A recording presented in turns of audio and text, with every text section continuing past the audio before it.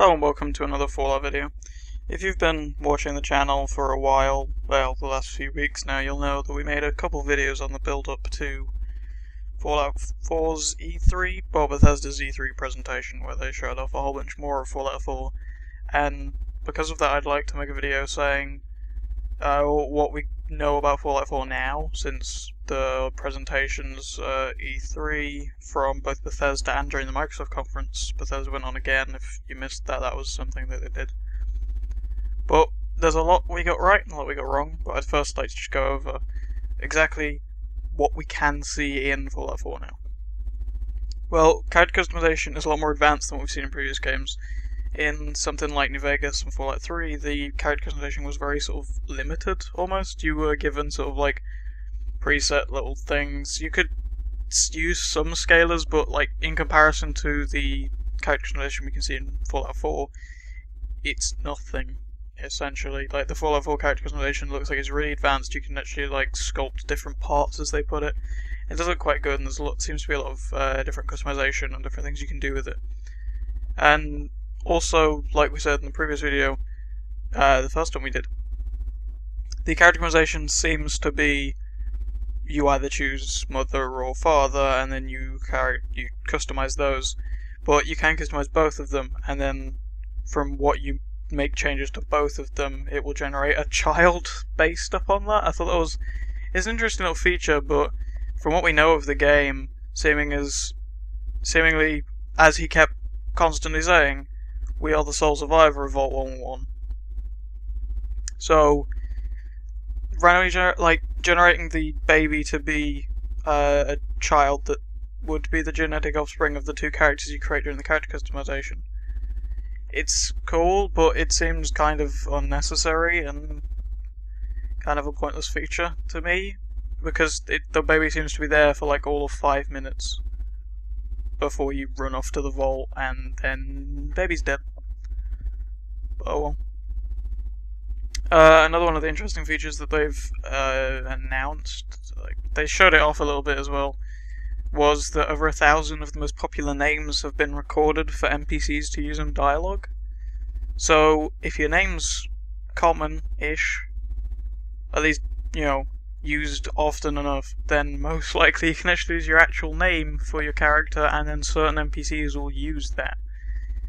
I don't think they've said that all NPCs do. In the E3 presentation, they seem to show off that the Mr. Handy that you have in your house does. He uses your name, whichever one you select from the 1,000. It doesn't limit you to that 1,000. You can just have like any number, but I'm assuming like the NPCs that would normally give you a specific name just either call you like by your title, or just, as they did in the previous games, like Wanderer or Courier or whatever. So I guess that makes sense. Dialogue can now be accessed in both first and third person, and then they also make a little jab about the fact that you could just shoot them if you wanted to, which is fine. I guess it allows dialogue to be more open and more free, which is nice. Something that should have been there since the beginning, but wasn't, so it's a nice feature to see it now. One of the things that we got wrong, well, I got wrong personally, was the fact that the dog does seem to come from after the bombs have fallen, and you find him at like a little garage place. And you can give the dog commands, so you can tell it to go to certain places, or you can tell it to pick up items, and then he'll bring that item back to you, which seems quite cool. I mean, I guess you could just walk over and pick it up yourself, or you could send your dog to go and do it for you, so, I mean, you've got options. From what we saw after that, some species can now burrow underground. We saw the mole rats do it, later on you see the scorpions do it. I'm not sure if the death claws can, or it's just that one specific death claw, but one of them comes out the floor. And that's about it on the tunneling thing that we've seen so far anyway. The Pip-Boy that we're using is a Pip-Boy 3000 Mark IV, and it was created in 2075, or at least that was when the design was patented. Or at the very, very least, the OS that it uses was patented, because when they picked up the Pip-Boy and they showed you it like first turn on, it says that it was patented in 2075, 2 years before the bombs dropped and the start of the game. There will be a companion app for your smartphone, allowing you to access your Pip-Boy, which is quite cool if you buy the Collector's Edition, or the Pip-Boy Edition as they're calling it, because it comes with the actual Pip-Boy from the game, which you can slot your phone into, and you can access your Pip-Boy from your actual wrist, so during the middle of the game, rather than having to open up the inventory menu, you can just lift up your arm and then play around with your Pip-Boy, which seems kind of cool. Also seems kind of unnecessary, but cool. I mean, it's something. I mean, it's better than like the Assassin's Creed thing, where it's like, oh, you can play this like shitty ship game that comes with the game anyway. There will be companion. I've said that one. You can now play minigames on your Pip-Boy, such as a rebranded version of Donkey Kong called Red Menace, and I forgot what the other game is, but where you like shoot stuff that's like coming down to hit your bases, not Space Invaders. As I said already, Other Source 5 Revolt 101? That'd be a good job. 111. 111. The game is set 200 years after the bombs fall. We don't know any specifics yet, so that's kind of irritating, because we really want to know, in my sort of group, we really want to know whether it's set before Fallout 3 or after Fallout 3. I'm kind of hoping after, like a while after, so any of the characters that may or may not be dead, depending on Fallout 3 playthrough, would just be dead. Because then I feel like they could just continue to expand, otherwise if they said it before Fallout 3, everything's sort of... It's not limited, but I dislike the prequel idea in comparison to actually doing it after stuff like sequels. I prefer sequels to prequels most of the time. They added in a building system, and you can gather resources for that building system from just about everything, seemingly. You can get it from like the random items in the environment that did nothing in the previous games, like the toy cars, the building blocks, the microscopes. Things that in the previous games were just pointless clutter, sort of around the map to add some... they added some sort of immersion. They made the world feel somewhat more alive. Whereas this time they've actually made those like random things around the map useful to you. Like you can actually use them in crafting weapon attachments and modifications for your weapon. Or you can use them into building up your settlements, which is pretty cool. Also, keep continuing on with the customizations. There are over 700 weapon mods in the game now, and 50 base weapons, which allows you to create like a plethora of different weapons that you can do stuff with. You can turn essentially like a block of wood with a handle on it into a machine gun. It looks amazing. But as I said before, these do require resources to do, like it requires resources to craft the attachments and the modifications and different things for it. As we correctly predicted, you can sort of put armor on top of other things, which seems quite cool. I wanted something like this when we started discussing stuff in my sort of group of people. The fact that you can now put on like armor and then like leg armor and then like a chest piece, and they can all be different bits and bobs. You can layer them on top of different armor. Different armor underneath them. So like you can have the Vault jumpsuit on underneath like a section of like leather leg armor on like your right leg, and then you can have like metal leg armor on your left. It looks stupid, but I mean, it sort of fits with the sort of very mismatched, broken down world that is Fallout. Power armor is also now customizable, allowing you to swap parts in and out, which is something we were talking about as well before the game came out, before the E3 stuff came out. Which seems quite cool, where you can sort of like mess around and put different bits of power armor together, and it seems like a lot more enemies in the world are going to have power armor, because from what we've seen with the gameplay released at E3, there was a lot of different enemies wearing power armor, and most of them are raiders. But it seems like power armor no longer requires training. Possibly, although our character is supposed to be a soldier, judging by the leaked documents that were pretty much confirmed by some gameplay we saw at the Microsoft conference. Said that our character's a soldier, so I guess we should already sort of have training with the power armor. So I guess it makes sense for us to wear it, but then there are raiders wandering around in power armor. So I don't know, maybe it requires less training now? It depends how long after this is set from Fallout 3, maybe a lot of people know how to use power armor now. Another thing, power armor seems to have some sort of attachment. Like, they showed the same section of gameplay twice at the E3 thing. In one segment, he had a jetpack on the power armor and like boosted up into the air and then landed in the street. And then the second time they showed it, he just walked off the roof and landed in the street. But it seems like there's possible sort of different attachments for it. I kind of like that idea, sort of like with Road Faction Grid, I had the different backpacks you could have. So you have like a Rhino pack where you could charge through a wall and things like that. Stuff like that seems really cool. I'd really like to see something like that in Fallout. But with that comes the power armor's core temperature is a thing that's on the hood and displayed there. And the core seems to heat up from using the jetpack and also possibly taking damage, which is quite interesting. I'm not sure how that feature works entirely, because we've only seen like short segments of using the power armor, and when they're in the power armor, it's generally jump cuts. Like, there's not one continuous stretch of them just using the power armor yet, which is something we're yet to see. Also, later on in the trailer, when you see the player fighting against the Brotherhood of Steel, you see bits of power armor actually come flying off during combat, so maybe the damage destruction thing we spoke about in the last video was actually something in the game, which might be quite interesting and actually make the world feel not more alive, but more sort of realistic in a way, having sort of different things happening, like things actually react to what you're doing. There's some sort of reaction from what we're doing. And expanding upon that, there's actually a scene where you see the player throw grenades into a building that has super mutants in it, and the grenades blow up, and then like sheet metal comes flying out of the building. So it seems like possible destructible environments or more physics-based objects, like things actually reacting to the grenades that go into buildings.